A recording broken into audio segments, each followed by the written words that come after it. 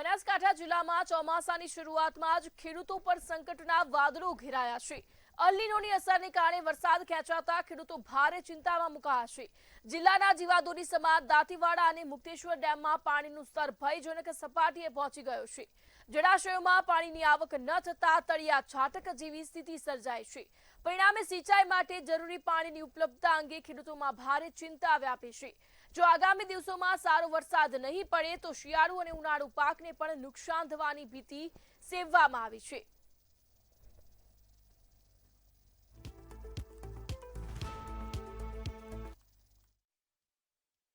અસરના લીધે વરસાદ ઘણો લેટ થયો છે। ખેતીનો કોઈ કાર્ય ખેડૂતો કરી શકે ને એમ નથી। આ વિસ્તારમાં પાણીના તળ ખૂબ ઊંડા છે। અમુક જગ્યાએ તો પાણી નિવત પણ છે બનાસકાંઠાના પૂર્વ ભાગમાં, બધા ભાગમાં। એટલે જો સરકાર કોના અનુલક્ષીમાં તળાવ ભરવાની વ્યવસ્થા કરે તો થોડું ઘણું પાણીનું રિચાર્જ થાય અને બોરું થોડા ઘણા શેડી ગઈ તો પશુપાલન અને ખેતીનું કામ થોડું ઘણું આગળ વધી શકે એમ છે।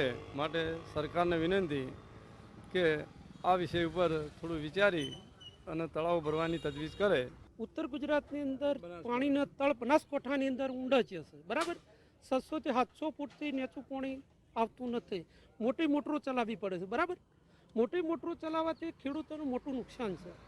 એટલે સરકારશ્રીને વિનંતી છે કે તળાવની જે યોજના ઘાટી છે એ યોજનાથી તળાવ ભરે તો ખેડૂતોને ખૂબ લાભ થાય। દરેક તળાવ ભરવા જોઈએ અને તળાવની અંદર જે બાવળો ઊભા છે એ બધા સાફ થવા જોઈએ। અમારા ગઢ ગામની અંદર તળાવની અંદર બધું એકદમ ગૌચર જેવું થઈ ગયું છે। ખેતીમાં એકદમ કપરી પરિસ્થિતિ છે।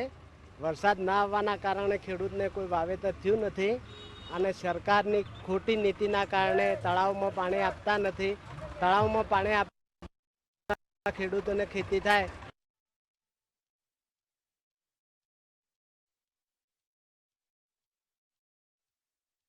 ગુજરાત સહિત બનાસકાંઠા જિલ્લામાં વરસાદ ખેંચાયો છે। ચોમાસું નબળું પડી રહ્યું છે ત્યારે ખેડૂતોને સિંચાઈ માટે ખેતી કરવી મુશ્કેલ બની છે। જોકે મહત્વની વાત કરવામાં આવે તો બનાસકાંઠા જિલ્લામાં 3 ડેમ ઉપર સિંચાઈ આધારિત છે। બનાસકાંઠા જિલ્લો પશુપાલન અને ખેતીવાડી સાથે સંકળાયેલો જિલ્લો છે ત્યારે ખેડૂતોની અત્યારે જે પ્રકારે હાલત છે તે કફોડી બની છે। ખેતી થઈ શકે તેવી શક્યતાઓ નથી। મહત્વની વાત એ છે કે જે પ્રકારે દાંતીવાડા, સીપુ અને મુકેશ્વર ડેમ છે તેની જળ સપાટી ઘટી ગઈ છે। જોવામાં આવે તો દાંતીવાડા ડેમમાંથી અત્યારે જે જળ સપાટી છે તે 570.90 ફૂટ છે, એટલે કે 26.72% જેટલો પાણીનો જથ્થો બચ્યો છે। તો બીજી તરફ મુકેશ્વર ડેમ જે છે તેને લેવલ અત્યારે 647.90 ફૂટ છે, એટલે કે 46.33% પાણીનો જથ્થો બચ્યો છે। એટલે કે જે પ્રકારે સીપુ ડેમની વાત કરવામાં આવે તો સીપુ ડેમમાં 0% જથ્થો છે, એટલે કે સિંચાઈ માટે પાણી આપવું અત્યારે મુશ્કેલ બન્યું છે। તો બીજી તરફ વરસાદ ખેંચાયો છે જેને લઈને ખેતી કરવી મુશ્કેલ બની છે।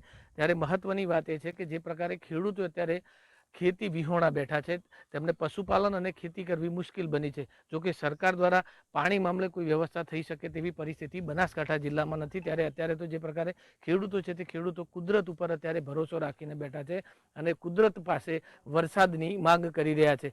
જો વરસાદ વધુ ખેંચાશે તો ખેતી અને પશુપાલન કરવું ખેડૂતો માટે મુશ્કેલ બને તેવી પરિસ્થિતિ હાલમાં જોવા મળી રહી છે। રમેશ પટેલ, મંતવ્ય ન્યૂઝ, બનાસકાંઠા।